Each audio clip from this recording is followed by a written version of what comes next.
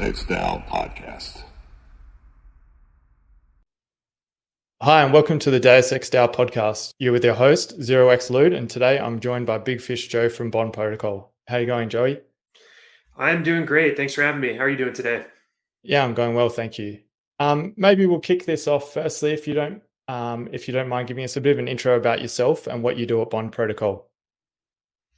Definitely. My name's Joey, Big Fish Joe, and I lead business development and strategy at Bond Protocol. And what Bond Protocol is we're a permissionless marketplace through which issuers can acquire quote assets from community members in return for issuing vested tokens. We have more products that I'll get into soon, but we've been pioneering the concept of on-chain bonds and bonding over the past couple of years, dating back to previous iterations of our product.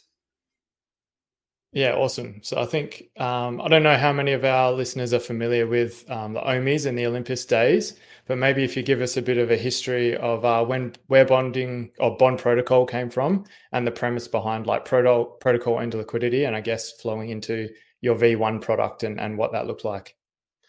History definitely helps set the stage and provide additional context here. So let's jump into a time machine. We're in 2021 spring, WAGME. Everyone's making a lot of money from DeFi summer and its continuation. One innovation that came out of DeFi summer was the concept of Pool 2, or at least it was popularized, through which protocols could establish a baseline of liquidity through renting it from individuals who created LP tokens and staked it in return for getting emissions as rewards. And this was great for bootstrapping liquidity across the DeFi ecosystem. People were generating yield. But the issue there was it was depleting treasury assets. We'll go more into problems and solutions on this. But the concept of bonding was created by Olympus DAO in order to sustainably bootstrap a considerable treasury that had protocol owned liquidity versus renting liquidity. And the general concept of bonding is that the issuer, which in this case was Olympus DAO, seeks to achieve and receive quote assets, LP tokens, ETH, stables. And so the community members would give them those assets in return for discounted vested OM in return that was issued from the treasury. So the individuals who bonded in were able to get the OM that they wanted. Olympus got the treasury assets that they wanted. And the philosophy there was having owned liquidity was better than rented liquidity, because it created a much more resilient treasury and they didn't have to necessarily pay for a lot of those liquidity rental incentives associated with Pool 2. And so Olympus experienced some pretty massive explosive growth. A lot of it was speculation driven with RE3. A lot of marketing was involved there, but they were able to amass a treasury that I believe at one point was over 200 million in value across their own LP tokens, DAI, mostly ETH, and other stables. And a lot of folks actually reached out and said, hey, how do we use bonding on our own? We want to use this for our projects in order to secure protocol and liquidity. And out of that, Olympus Pro was born, which was a DAO to DAO service through which people would use Olympus's bonding mechanism for a small fee of 3.3%. The initial Olympus Pro experienced explosive growth. This was at the end of 2021. A lot of folks came in and wanted to issue bonds specifically for the use case of protocol and liquidity. There were some inefficiencies in the Olympus Pro contracts, namely that it was permissioned.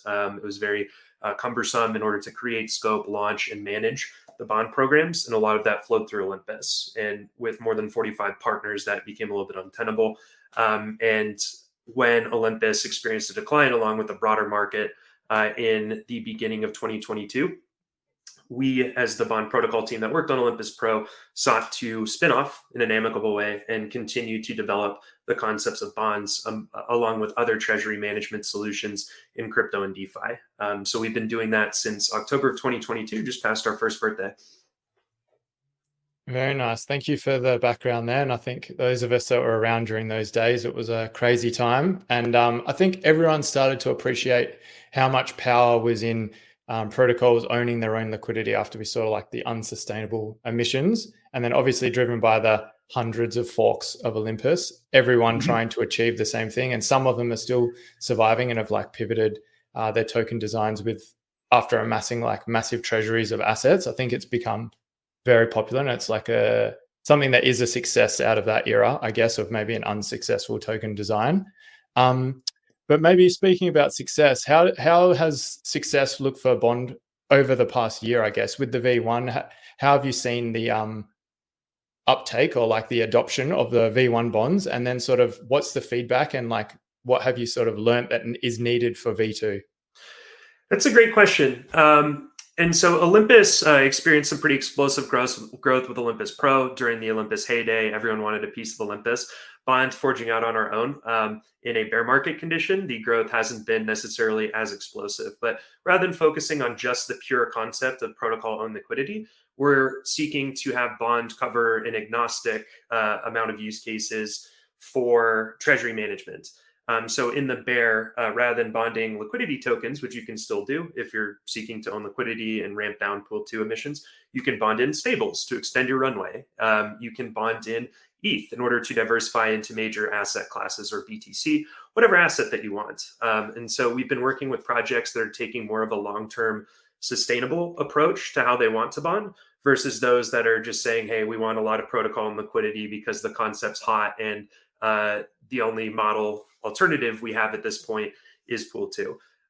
So the uptake, I think we've worked with more than 22 projects at Bond Protocol so far over the past year, ranging in sizes. So we've worked with larger DAO treasuries such as GMX, such as Threshold DAO, mid caps like JPEG DAO, as well as a lot of smaller cap projects that are looking to raise capital and bootstrap liquidity in their post-token launch phase.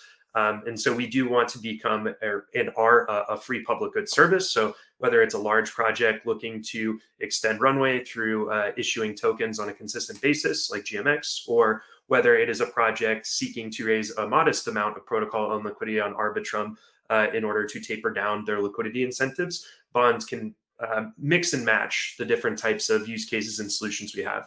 And that's generally the challenge, but also the exciting solution that we create with the individual bond issuers is figuring out, okay, what is the core objective that you're trying to achieve? It could be reducing emissions. It could be extending runway. It could be diversifying assets to protect against market downturns. Great. What are you looking to acquire? How quickly are you looking to acquire it? And then how many tokens of your governance token are you going to be issuing in return for that? And so it's not necessarily one size fits all, even though there are some recipes for success within bonding, but it's been a really exciting experience working with big DAOs, small DAOs, one starting off, advanced DAOs, and crypto projects. So the growth has been good, but there's definitely a lot of meat on the bone into hopefully the next positive market cycle for Bond Protocol. Yeah, cool. I'm sure the positive market cycle is not too far away. And it's interesting, I think, using Bond as like a continuous token sale mechanism almost as well. So it doesn't have to be, like you said, protocol and liquidity. It can be just to extend runway through tougher times or diversify into more strategic assets. So if you want to acquire Aura or CRV or CVX or something like that to try and help your liquidity mining or your liquidity renting elsewhere, it's something that is able to be done as well. Yeah, exactly. And just to kind of double click on that, there's two philosophies of how to bond. So issuers like GMX will just say, hey, let's play the averages and do continuous issuance of GMX acquiring DAI. So whether the market goes up, whether it goes down, we're issuing the same amount of GMX and acquiring relatively the same amount of DAI that's tracking with what the price of GMX is and that exchange rate. Whereas other bonders are more opportunistic. They'll see that their token price is either in like a very good spot and they want to take advantage of that token price, or potentially they're looking to acquire an asset where the exchange rate diverges in a way that's beneficial to them. An example there being JPEG, who sought to acquire CVX from their community. Once JPEG price was going up, CVX price was kind of going down. So they issued a pretty aggressive bond program in order to capture it quickly. So again, it's not one size fits all for how and when to bond. It really is about the goal, the objective, and how quickly the DAOs and the issuers are looking to achieve that. Yeah, definitely. And I think it just highlights the importance of having a treasury manager or someone that has their finger on the pulse in these DAOs, so that if you are going to be opportunistic, you can take advantage of products like you guys have, and like as we'll touch on with V2 as well, it probably could require more of a hands-on approach as well from someone that understands the market a little bit better. So maybe getting to V2, because we've spoken about it a little bit. First, before we get there, maybe if you don't mind outlining what the the previous attempts of liquidity mining maybe have looked like, and sort of the fundamental flaws that have been with them just issuing tokens via the traditional methods that we've seen over the last couple of years. Sure. So there's been a proliferation of different token incentive models and designs. So starting with kind of the most basic one of liquidity mining, generally it's like standard pool two, where you're looking to rent liquidity from liquidity providers who create an LP token. They're pairing what is generally your native governance token with ETH, with stables. They're staking it and they're receiving your native governance token in rewards. This is kind of a tricky match to have, particularly against mercenary capital. It's pretty susceptible to large individuals with large holdings coming in, farming your token, dumping it, which causes a negative spiral where community is not happy because the token price is down, liquidity is pulled, so you can't support larger trades, or larger trades cause slippage, but also you've diluted your ownership of your own tokens because you paid those mercenaries in order to provide that temporary liquidity for you. And so the first kind of next phase of that was bonding to solve it, where rather than renting it, you're owning it, but you're still issuing, vested payout assets in return. So it still is causing emissions. Probably the next phase was the concept of vote escrow and vote locking, where rather than having, LP positions that can be immediately staked and unstaked, you make them lock, whether it's liquidity or your native governance token to receive boosted governance rights and also emissions in return. Jury's still out on locking. Some individuals feel like this gives insiders an early advantage just to lock away most of the token supply. They're also able to unlock first. They're getting the token incentives and just relocking it continuously. Whereas retail is kind of faced with the fact, okay, do I lock for a longer time? How do I track the unlocks? What if the token dumps and I'm locked in or something bad happens, which I think we've seen through the curve fiasco that happened earlier in August. We'll save that for another podcast.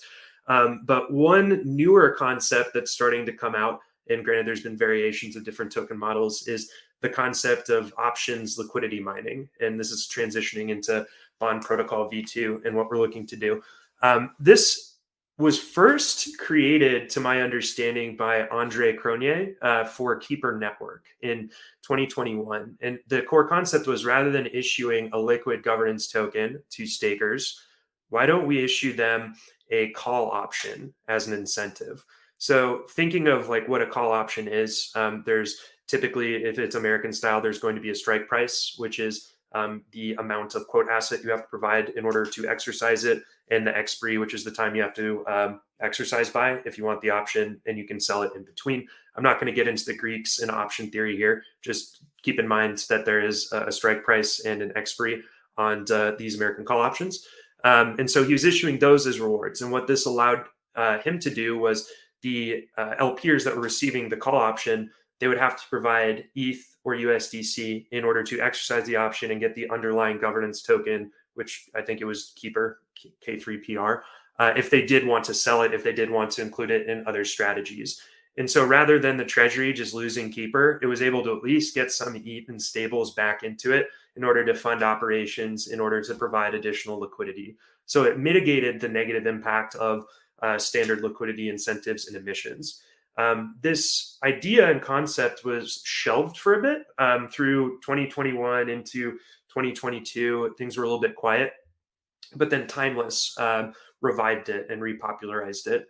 So Timeless and Bunny, which allows for gauge boosting and liquidity bribes for Uni V3, I believe, ended up issuing their own version, which was OLIT for the native governance token, which you can always purchase lit at a 50% discount for individuals that are participating in their ecosystem. Tapioca DAO also launched their own spin on it, which they're calling DAO Share Options, which is a lot more complex as far as like the option token pricing based off of the amount of options tokens that are locked and some other price calculations. But there's been a renaissance of focus in this and shifting power away from mercenaries to the actual issuers and the DAOs who need to preserve and protect their treasury assets and the capital that's within them. And so that's kind of been the general arc and trajectory of different token incentive model designs as we've seen it related to the evolution of liquidity mining. I've probably forgotten like one or two things in there, but that's generally what we've seen. Yeah, cool. No, that's good. And not too much I think is missing from there. It was a very good overview. It's something interesting just came to my mind. I wonder why the keeper style did sort of go on the back burner for that time. I don't know really what the answer could be, whether that's like the Olympus style tokens were in popular, or they were popular, or we still had an influx of like high emission farms with pool twos. But yeah, do you have any perspective on why it didn't take off at the time? We've thought about that, and like all we can really do is make well-informed guesses. So I think one of it was the implementation just wasn't part of a project that experienced explosive marketing growth. So like with Olympus Pro and bonding, Olympus was the hottest thing in DeFi, riding the DeFi 2.0 wave. With the release of like Curve and its VE locking mechanism, Curve Wars was going on. So everyone wanted a piece of that, and builders were kind of gravitating towards that type of token model. And they didn't, Keeper Network didn't necessarily have that groundswell, even though, behind closed doors, it was still working quite well for them. And so, bear market things happen, the market turns, people went back to building, and what was old is new again in some ways. So people are always experimenting in the space, and this became just something that we unearthed and decided, hey, let's see what we can do with this, because we think there's room to run with this model.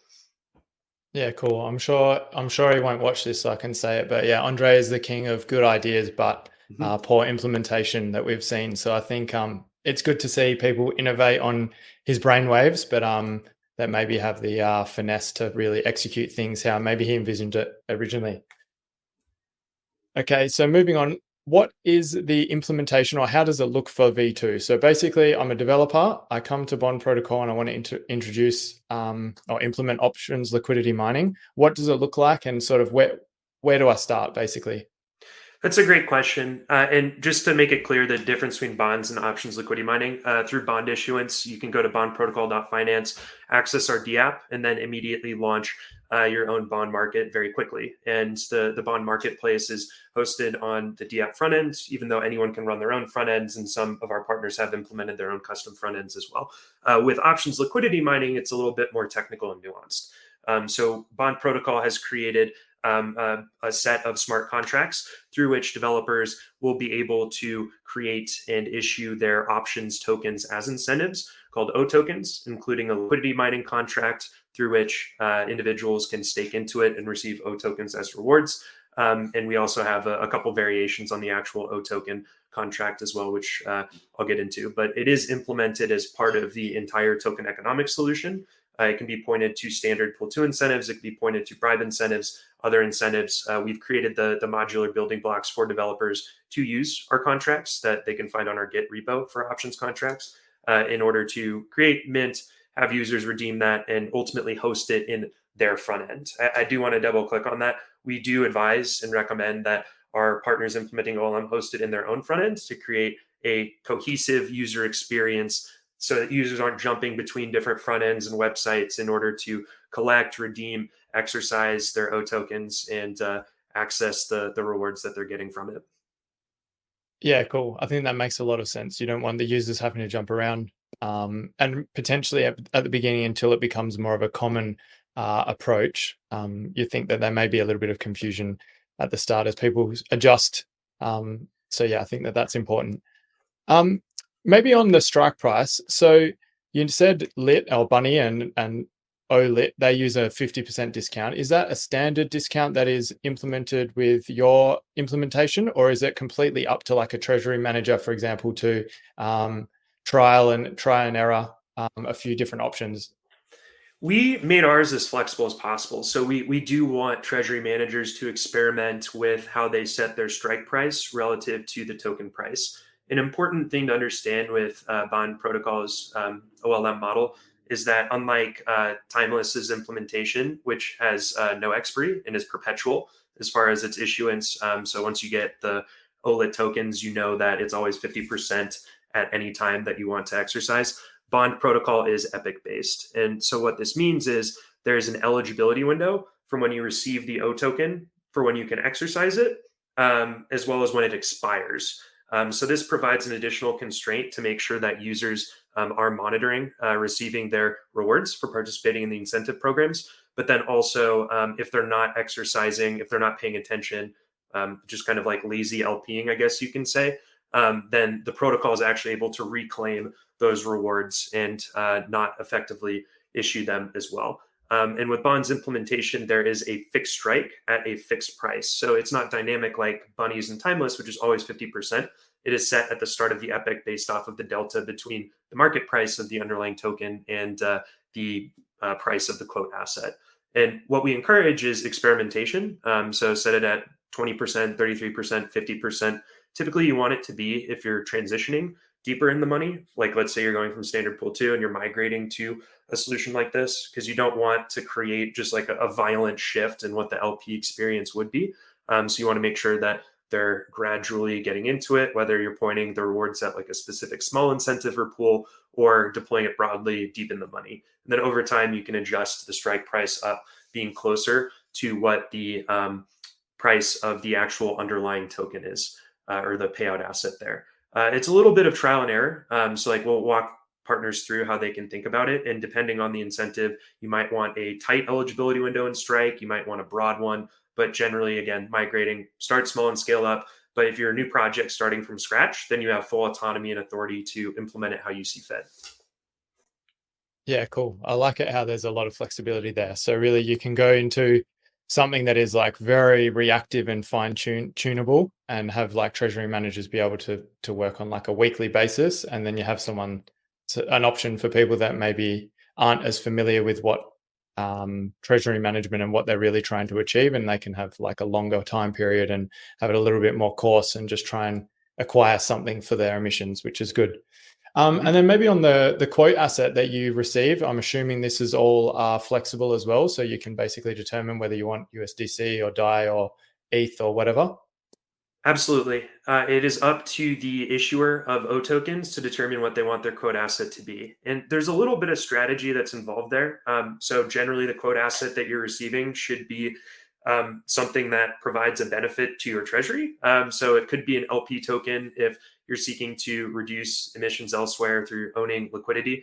The trade-off there is LP tokens aren't as widely held as something like Ether USDC, or other stables. But if you're looking to extend runway, the quote asset would typically be stables. If you're looking to diversify into major assets, it would be ETH or WBTC. But ultimately, it's up to the treasury manager's goals and how they evaluate how widely held the asset is among their community to make sure that people have easy access to exercising said options. Yeah, cool. No, that makes a lot of sense. And maybe what about so there's already a protocol that has their pool 2 ongoing and potentially they've used V1 regular bonding and now they've decided, okay, this seems to be the way that liquidity mining emissions or acquiring protocol and liquidity will go. How do they go about implementing it when they already have an ERC20 that's live? So they can come to you, implement the modular approach, but then basically what's from there and what sort of help can they expect from you in regards to the implementation? Sure. If you're interested in working with the options liquidity mining product, or even bonds for that matter, at bondprotocol.finance or on our Twitter page, bond_protocol, please reach out. We're happy to consult you through the process. But if they access the options Git repo that we have, and hopefully I can share that in show notes, then they'd be able to see just kind of the general contract architecture we have, the configurations. So we do have a OLM factory contract through which they can design their actual O token configurations, as well as deploy the liquidity mining contract if they want to do that, specific to, I guess for the O token, specific to the strike, eligibility window, price floor, and other things that they would need to track as far as parameters. And so then once they're live, we can help them once they're ready to test, we can help them deploy on testnet. We can validate what their overall strategy is and how that actually maps to their treasury. So again, there should be a high level goal. They should be looking to extend their runway and acquire stables. They should be looking to diversify into other assets. And so we can map out how long they would have to keep the program running, and also taking into considerations what the LP or recipient experience would be. Because we don't want them to create a program that's too aggressive. We don't want them to do something that the LP experience is going to be a little bit hampered. But once we actually kind of contextualize what their overall goals and objectives are within the Treasury, once we get them comfortable with the actual configurations, then it's up to the developers to deploy from our factory contracts and implement that within their overall incentive program and design. There will be a front end lift, which we defer again to the partners in order to actually have the O token exercise and redemption mechanism in their front end in order to distribute funds back to the user or the payout asset. That being said, we do have an example library with like a fake bond protocol front end that they can access from the options repo, which has all of the logic in, I believe, not Angular. I believe it's in React, but we're hoping to get a couple additional code templates live as well. So again, just to kind of summarize, it's kind of hands-on guided onboarding for us. But if you're a wizard and you want to self-serve, we have all the information there in our Git repo and our Getting Started docs. Yeah, cool. Thank you. I have seen those docs. We'll link them in the show notes as well. But yeah, they're very thorough and make it very clear for someone like myself who's not a dev, but it seemed to be very understandable for me, which is good. Okay, moving on to partnerships. Is there anyone that you can sort of announce that you're working with at the moment, or any big implementations that will be coming out as you roll out this product? So right now we can't actually announce projects that are going to be rolling out. We have 4 or 5 that should be live by the beginning of November. There are other implementations of OLM that are starting to pop up out in the wild.